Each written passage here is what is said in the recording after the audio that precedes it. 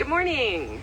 So welcome to our Tuesday Live. I'm Suzanne here at Rogers Gardens, and thank you so much for being here. We are always so happy to have everyone here and to help answer your questions about gardening. And today we are going to be talking about our Annie's Annuals, the tables, the program, everything. We had Annie's Annuals here for years, and then for the past 2 years, they've taken a break from shipping to stores like us, but now they're back, and so we are super happy to have them. If you have come to Rogers Gardens for the Annie's Annual tables, we are so happy to have them back. I'm personally super happy because they have such unique and out of the ordinary natives and English garden plants, and just kind of like unique plants that you're not going to see at in every garden, and also not at any nurseries, unless they're carrying Annies or unless they're growing their own special plants, you're not going to see a lot of these. And I would show you more of the tables, but we're actually kind of empty. People have seen that we've had Annies and we're sold out, and we're waiting for a shipment. I think it was supposed to come yesterday, but hopefully it'll come today. So just to let you know, we're trying to order weekly from them and bring in all these beautiful things. Each week we get an availability, and so we have our choice of ordering all these different things. So if there's anything that you really want, like a lot of from Annie's, just give us a call and see if we are expecting it or if we can get it. It's really fun to look through the list of what's available. But on our Annie's tables, I just want to show you real quickly, each flat that we bring in has a little sign that'll tell you what the plant looks like, what its characteristics are, how to grow it, what situation. So this is super helpful for people if you have this plant. Like, this is the sign for Cotula, and it looks like a beautiful plant here. I'm sure you can see it. Big, beautiful yellow balls, kind of on a low growing, kind of a ground covery plant. But when you look at this plant here, maybe it's not quite as inspiring. So just keep in mind that we do have these signs to help you know what you might want to plant for the different areas. We planted these, they're called Big Yellow Moon.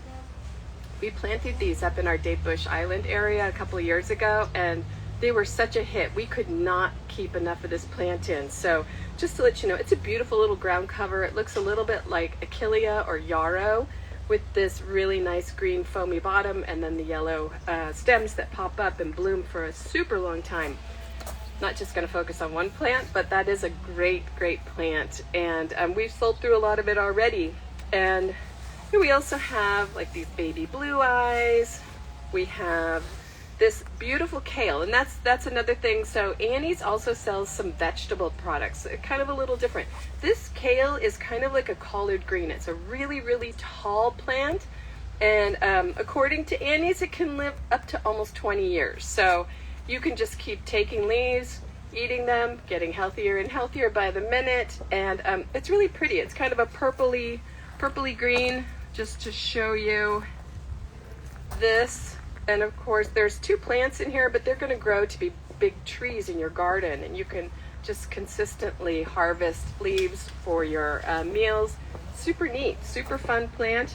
I'm definitely taking one of those home.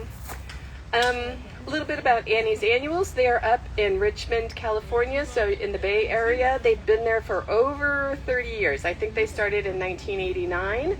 And you can always go there and shop there. I think they have like 2 or 3 acres up there of plants. It is a wonderland.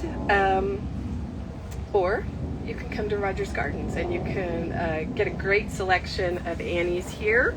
We also have things like, since I'm telling you about my favorites, my favorite Annie's Annuals are the ones that we have in stock right now. That's just going to be how it is, because each time we order, it's going to be a little bit different. But this sage right here, this is called Mole Poblano. So this is a salvia, and it has these beautiful black calyces and then these amazing tomato red blooms and these super light green leaves. So it's such a stunner. And this plant will get about 5 to 6 feet tall. So you can imagine it's going to be quite an impressive piece in your garden.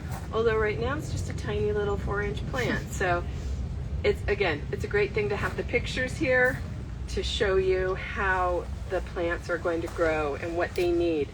So many beautiful unique specialties. We have some sweet peas.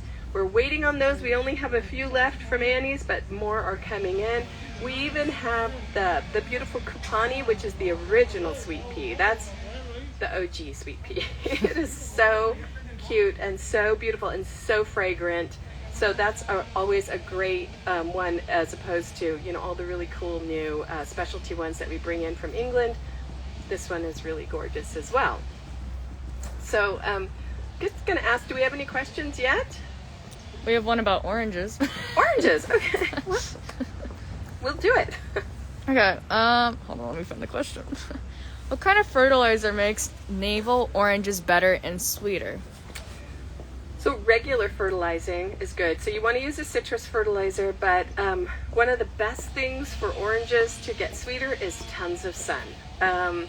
Sometimes when we live on the coast, we try and grow oranges, and we don't have enough heat on the coast to actually sweeten up oranges. So I don't know where you live, but if you live near the coast, I would say stick with lemons, limes, kumquats. Smaller fruit is always going to be better here at the coast, because we don't, you know, it seems like it gets really hot here, but it's not hot like it is further inland with that consistent all day long heat. Heat will help sweeten up those oranges. And regular fertilizing, super, super important. Citrus trees really have high nutritional needs, so putting that fertilizer on there every 2 to 3 months, depending on the variety that you're buying, is really, really important. Okay. What's the best way to plant a plumeria? Oh my gosh, I know who asked that question. She told me she was going to do it last night. Hi Sarah, how's it going? The best way to plant a plumeria is in super light, well-draining soil. I know you wanted to ask that. That's my key that Sarah is here watching, and I will ask her a question on Thursday as well. Marissa's deciding if there's another question. Okay, recommendations for a Zone 10 durable ground cover to use in a space between a street and a sidewalk. Oh, so in a parkway, you want so there's a lot of them. It depends. If you have irrigation there, you know, you can do a lot of succulents and things like that.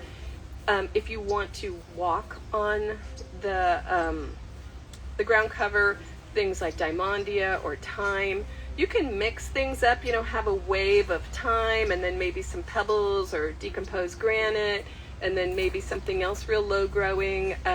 It just depends what the situation is and whether it can handle any traffic or not. You know, if you're just trying to fill an area, I would say instead of just a mono or singular planting, add a little difference to it so that it looks a little bit richer with, you know, kind of little ups and downs, but still keeping really low. What time should you prune your salvias? So salvias, usually you can prune it back after it blooms. You know, if you see this big long stem of flowers, once this stem is done, you can cut it back to about there, if you can see that, or even a little bit lower. When the plants get big, you can prune it back after it's bloomed out a bit to encourage more blooms and to keep it less woody. But really the best time for salvias is probably end of November, December.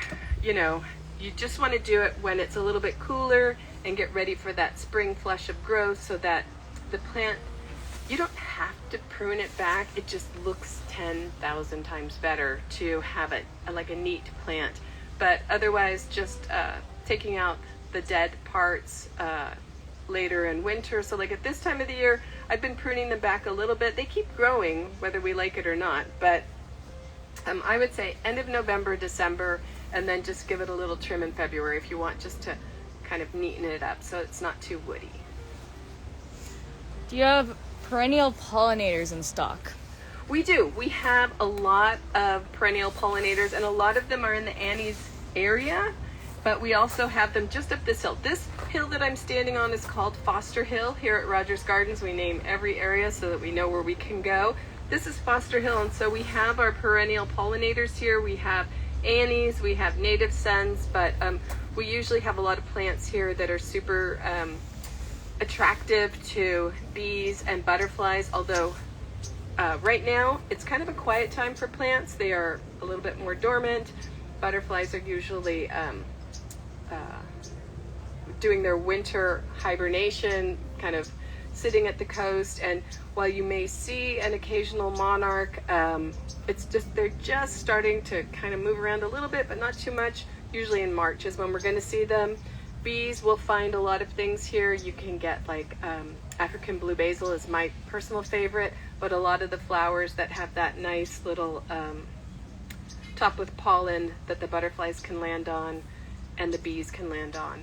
We do carry them in 4-inch, 1 gallon, 5 gallon most of the year, but right now it's a little bit quiet for pollinator plants. Okay, that seems to be all the questions for today. Thank Cool. you. Okay, so if anyone has any questions about Annie's annuals, just come on in and talk to our staff. We are all here for you. Anyone can help you here at Rogers Gardens to find just the right plants for the right area. We have another live on Thursday with Sarah, of course, and she's going to be talking about our favorite plant of the week. And then you can also go to our rogersgardens.com and you can sign up to be a preferred guest, and that's where you're going to get our emails and all of our information about sales and upcoming events, things like that. We have Instagram, we have Facebook, we have Pinterest, and of course our YouTube channel where you can subscribe and learn all about all of our plants. So that's it for today, and I hope to see you all soon.